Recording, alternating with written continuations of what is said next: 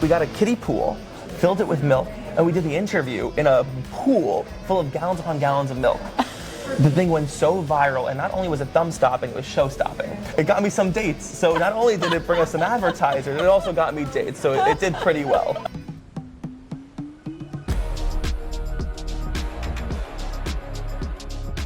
This is MobileGroove, this is possible, and this is an encore that I have been looking forward to. Michael, now this, and now here we are back again, because we did the same thing last year. And I have to say, what I have seen since then has just been epic. It's been a great year for you. It's been a really, really great year. It's been monumental.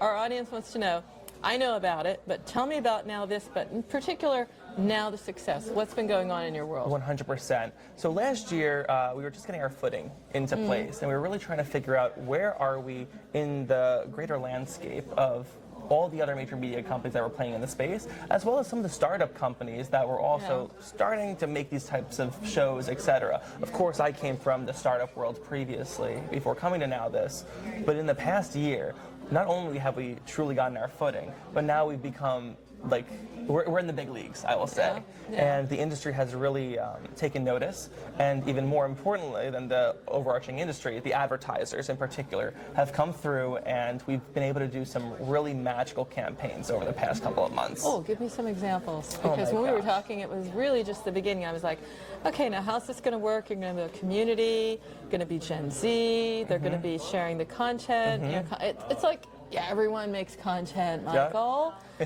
What's so special about this? But no, tell us. We figured out there was a gap in the marketplace, that there wasn't anyone making TV shows for Gen Z girls. So we decided we're going to show up, and we're going to show up on the social platforms, but we're going to deliver a really premium type of storytelling. And last year we were talking about some of our initial hits like Are You Okay, Crosswalk Crush, etc. But since then we've had many, many more. So now we have the show Judgy, a show called Stand Up Desk, where we have stand-up comedians come in, and everyone's working in the office, and they're not allowed to laugh. So the comedians have to try to get them to laugh. And it's blown up. We've launched it about a month ago, and we already have over 110,000 followers. So it's really, really blown up very quickly. Our show Judgy, which I mentioned, is like Gen Z's People Court. Okay. It's very fun, and that one, again, has almost 1 million followers there. I love being in the intersection of games and commerce and media and marketing and all of that. And in the middle of all of that, short drama blows up. Yes. And everyone is talking about short drama, and I'm thinking, Michael was doing this. Yep. So, I mean, that is the wave, and we're seeing that in mobile apps. It is phenomenal. How are you cashing in on that one? So we're about to start getting into, and this might be an exclusive, but we're just starting to dip our feet into the more scripted side of things. Because yes, micro dramas have become very, very popular, specifically on TikTok. But where we occupy right now is the unscripted space. And I think that's the exciting thing that not as many people are talking about. Unscripted is much more authentic. It feels much more real. And that's what resonates with Gen Z. We're able to produce it quicker than the micro dramas that still have, you know, longer, not as long as traditional narrative takes. Right. But with us, we're able to have an idea, have a meeting, put it together, go out and film it, and release it in the same amount of time that it would take for someone in traditional to even set up the meeting. True. So we're going... And it's authentic. 100%. I think that's more important. 100%, and that's the most important thing. Gen Z has a very, very strong bullshit meter. When you program for them, it's because they have the highest density social graphs. So if you go viral with them, you're most likely to go viral with everyone else. So we say we program for them, but good content is good content, and everyone, no matter their age, demographic, whatever it may be, is going to appreciate what we do. In doing so, though, everyone now has a very quick BS meter. With how much content is out there, it's so oversaturated, and in the attention economy, it's my team's job to really make sure that, and I said this last week and someone corrected me, I said you have to get them in the first 3 seconds. They said, Michael, you're wrong. You have to get them in the first 3 frames of the video. 3 frames. 100%.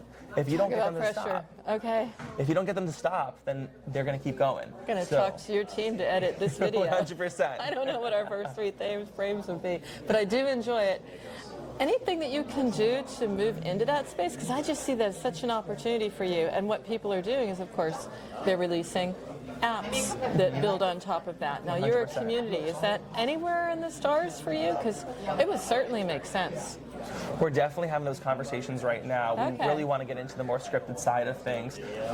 It's interesting because I think previously on the social platform, something that looked so premium didn't really resonate with audiences because they would think that it was branded content. Right. And it's to say this at possible, maybe ironic, but branded content is something that general audiences, specifically Gen Z, frown on. So Yeah. when I tell my team, hey, this thing looks like branded content, that's not a compliment. No, that's the kiss of death. 100%.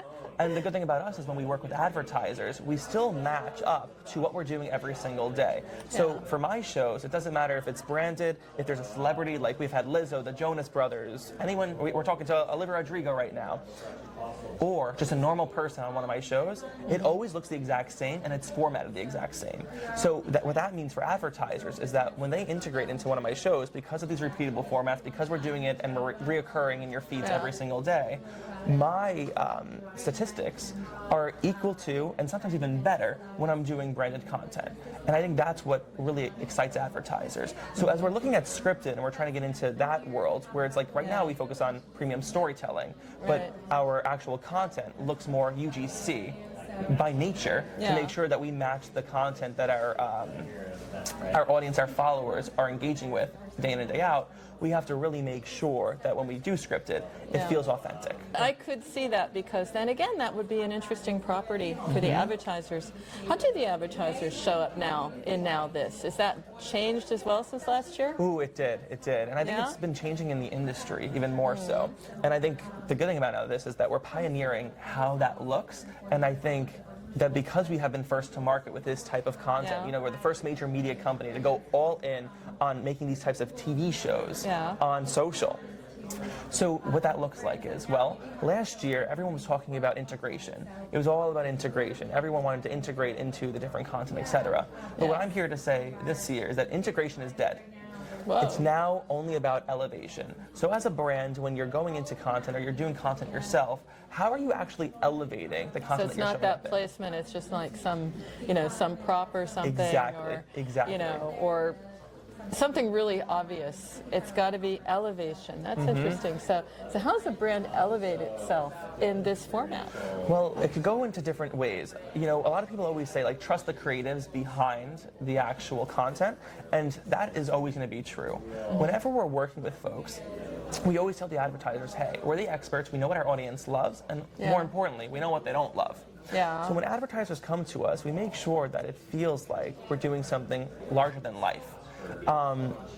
For example, last year we had the world famous Got Milk campaigns, right? Yeah, absolutely. So they came to us and they were like, we want to incorporate into one of your shows. So we were like, okay, well, Got Milk is iconic, so we have to give them something that feels even more iconic. So the development team came together and we're trying to figure out what can we do to make this not just a drop in the bucket, pun intended, but something that really, really resonated. And would it be has something impact exactly. and is equally iconic. Exactly. So what we did was Like a meme with respect. you got it right on the nose. Really? I could have worked in your team. Yes, you could have. Because we know it. It's iconic, so we need to play on it. Exactly. So you know what we did? We got the Rizzler. So for those of you that don't know who the Rizzler is, he's an iconic 10-year-old internet personality. He's the Gen Z equivalent to like Pee Wee Herman, if you remember him, right? Yeah, I do actually. I do. And we got a kiddie-pool, filled it with milk, and we did the interview in a pool full of gallons upon gallons of milk. The thing went so viral, and not only was it thumb-stopping, it was show-stopping. We did it right on 6th Avenue in New York City, and we had maybe 100 people stop. People were getting off of their city bikes to come and watch us because they were so excited, number one, to see the kiddie pool of milk. No one's ever seen anything like it. But also, the Rizzler is such an icon, and the show, does numbers. Did itself, It was the perfect trifecta, and to this day, it continues to be something that advertisers, fans, etc. bring up. So much so, I just got out of a relationship with a lovely lady. It's on my Hinge, which is like my dating profile. Yeah. And you know how many people have swiped up being like, oh my God, is that the Rizzler? Oh, I saw that ad. And it got me some dates. So not only did it bring us some advertisers, it also got me dates. So it did pretty well. That is a fantastic story and such a great idea, to just like find an angle to it and play off of it. Because if you were going to say like, hey, we all need to drink milk or whatever, that's not going to do it. But to find an angle and play off of it. So smart. How are you working now with brands, by the way? Because I can imagine that they're coming to you and they're like, hey, put me in there, but I don't know how. So you're finding that you're turning into like, now this is now sort of like Gen Z consulting as well as put me on the platform. I'm just curious. 100%. Brands come to us because they trust us and they know that we have this brain trust that has turned out so much iconic pieces of content. So on top of that, when brands come to us, we really try to think of how do we give them the best experience. And what that's actually turned into is creating 360-degree integrations. So what that looks like is a brand will come to us and they'll integrate and elevate into our existing content. They're buying into our brain trust. So on top of that, what we'll do is we'll go to the drawing board and actually make a show specifically for them. In doing so, because they have the brain trust, we know all the tips and tricks. We'll make their brand look amazing, but at the end of the day, it's an advertisement that we turn into a show. So it performed really, really well. We did one with Audible recently, and let me tell you, when we put it out, I knew it was good. I didn't know it was that good. We got millions upon millions of views organically. So how'd you play with that one? Because I saw the one where it's like, you think you're watching this really cool game, and it's like, no, it's a book, right? Exactly. So how did you play on that one? Because that's also sort of iconic in a way. I mean, we all know it. I know it. 100%. So for Audible, we're promoting one of their projects, and it turned into this integration where we had a creator come in. Her name is Tefi Pessoa. She's unbelievable. People love her. I've been working with her. I've worked with her previously. Now she's since blown up, and she's a true star. She made her the host of it, and she was going around and finding out people's dating hot takes right there on the streets. All right. And we had so many other creators come through that appeared on this show. Okay. But the thing that I think was really iconic is, so we had the integration, elevation into our shows. We made her a really iconic show as well that was able to really be the crown jewel that centered everything, right? Right. And then we wanted to play on the exclusivity factor of the campaign itself, but also we all know cloud is a currency, specifically for Gen Z, but now with everyone. So how can we create an exclusive event to play off of the momentum we already built? Yeah, and then with Audible, I mean, how? Exactly. Okay, so we threw a massive party as well. So now what we're doing is we're getting them in the show itself, making them their own show, and then we're doing an exclusive event where we're inviting industry folks as well as a bunch of creators, influencers, and then opening it up to the general audience as well. And we took over in New York City this iconic venue called Oscar Wilde. It was a Victorian show, so it only made sense to go to the Victorian bar, and it was unbelievable, and we got millions upon millions of views through additive impressions through the people that came to the event, on top of the content that we also produced at the event. And what was the content? What was the hook back to Audible? Because I got it with the milk. What's the hook back to the Audible? So the project that they were doing there was they were promoting Pride and Prejudice. Oh, okay, then you got it. You so nailed we it. had to make sure that everything felt very Victorian and of the time. And because of that, we had unbelievable activations also at the event itself, where we had someone was painting a dress in real time that someone was wearing, so it was like a real life art coming together. We had areas where you could actually pick up an old telephone and listen to snippets from the audiobook. And then on top of that, of course, we had an unbelievable DJ where people were also partying, taking a lot of photos, etc. I love it. Must be great working with your team. What's going on with your team, by the way? Very you have grown, because I saw something, wasn't that long ago, something popped up in LinkedIn actually on my feed. Somebody working with you, or you bought somebody. What was that? Yes. I saw something like 2 weeks ago, and I was like, you got it. I did definitely give you a thumbs up and said something like, way to go, Michael. But what was it? So that's the other thing. So not only are we building and incubating unbelievable IP within NowThis, but also we're going out and we're actually acquiring different companies as well as other shows as well. And we've done that in a very exciting deal with Salary Transparent Street. That was it, yes. So they're actually the #1 financial show on socials. And I've known them for quite some time, and they came to me while we were also going out to acquire a couple different projects, and it was Kismet, where they were like, hey, we really love what you're building. We want to expand upon what you're doing. So they came to me, and the rest is history. And since incorporating them into our really, really fun, exceptional umbrella, we've been able to take it from point A to now point B, C, D, and I think that just shows what the power of NowThis is. That show has been around for quite some time. And they've been absolutely crushing it. But now, because they've come to NowThis, not only are they able to see the value where it's like we have our entire sales team of 15 people going to market with their show, so they're able to bring it to life in different ways, but they also have the support system of that brain trust that we spoke about. So very, very soon you're going to be seeing a lot of new segments as well as some spin-offs happening over there that I'm super excited about. And then bringing the message, I mean, let's face it, it's about financial wellness and investing. I mean, this is not something that's very, very simple to activate. So I think they made it's a great choice. 100%, especially for Gen Z. You know, all of us are always talking about like we want to take adulting classes because we come out of college and we're like, wait a second, what are taxes? So what we're trying to do is dive into some of those themes and be truly a resource for this young audience to ensure that not only are we giving you that entertainment, but also we're educating you on some really important facts as well. And I like that because it is entertaining, because it's like, it's mind-blowing. It's like, what? Tax? 100%, but also that show is so voyeuristic as well, in a way that's like, oh, I want to know how much that person makes over there. A plumber makes $200,000 a year. Maybe I should be a plumber. You know, so it's all different things about, you know, the unexpected. Unexpected. One unexpected thing was, I didn't expect you to have a beard, Michael. Listen, we have a lot of fun at the office. I can believe it.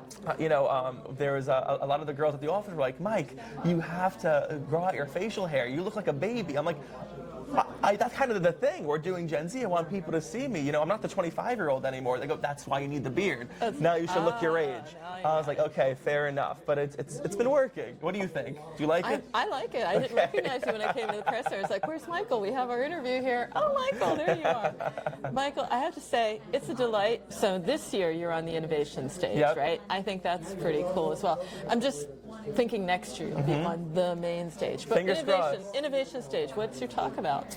So tomorrow we're actually talking about how prime time is dead, and we're moving towards the new prime time, which is of course social first viewing. But I'll give you guys a little bit of the teaser. Okay. Prime time isn't dead.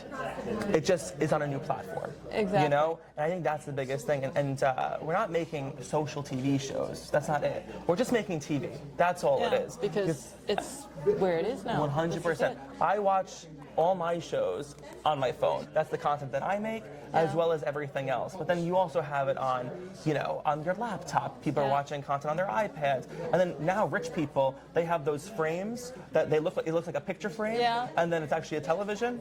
That's above my pay grade. I'm not there yet, but hopefully one day.